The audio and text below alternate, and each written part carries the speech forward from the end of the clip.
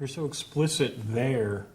Do you ever wonder about in future productions that the actors are aware of what some of the intentions were behind these things? No, well, I wish they would be. I had a nice experience when we were doing Sweeney Todd in London, in Declan Donnellan's production at the National Theatre.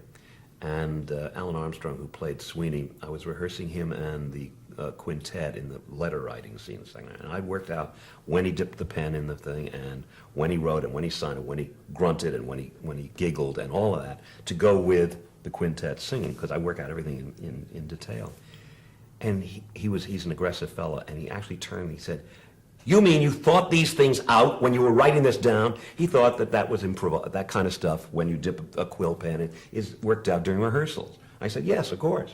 Every single dip. Now, the director may change this, but I know exactly when I want him to dip the pen in, and when I want him to cross out a word or repeat a word, or say, there are moments in that quintet where he writes a word and then he thinks and he kind of slavers over the word because he likes it so much because it's going to draw the judge into his trap. That's all worked out. And I don't know what a director who doesn't know this will tell an actor. Why does he repeat that word? I know why he repeats it. Do you write it down anywhere? Well, there's no way to do that. Well, I do write stage directions. I think probably on that one, I said something like he muses or something like that. But you can't. You have to be around. So yes, the answer is I work out all these things in detail. And it comes from, it's a knee-jerk reaction from Jerome Robbins when we were writing West Side Story. And I played in Maria. Lenny was off someplace, and I was the one who played it for him.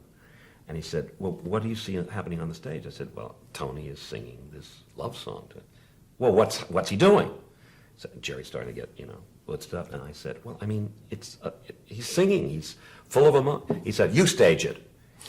And we started talking, and I learned from that moment that it is of great value to a director to stage within an inch of its life every song you write. Then they can use that as a blueprint and depart from it entirely, but they have something to go from. And so I stage everything.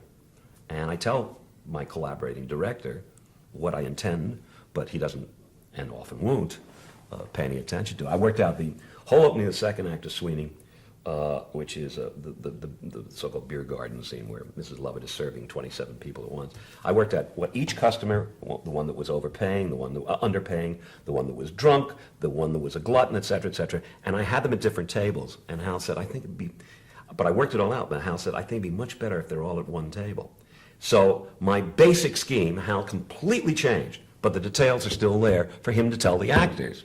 I may have had the guy who's sneaking away without trying not to pay at that table, which I did, while Mrs. Lovett's back is turned over here, and I have him trying to sneak out, and Tobias catches him. Hal had them all at one table. Hal had to work out how he could sneak out or try to sneak out, because at a big table, everybody sees everybody. So it's not so easy to work out. But he wanted a big table because he wanted that sense of Dickensian stomping. When it was done in revival at the Circle in the Square, there were different little tables, and that was the way I intended it. Hal's had much more kind of vigor, but this had much more detail in it.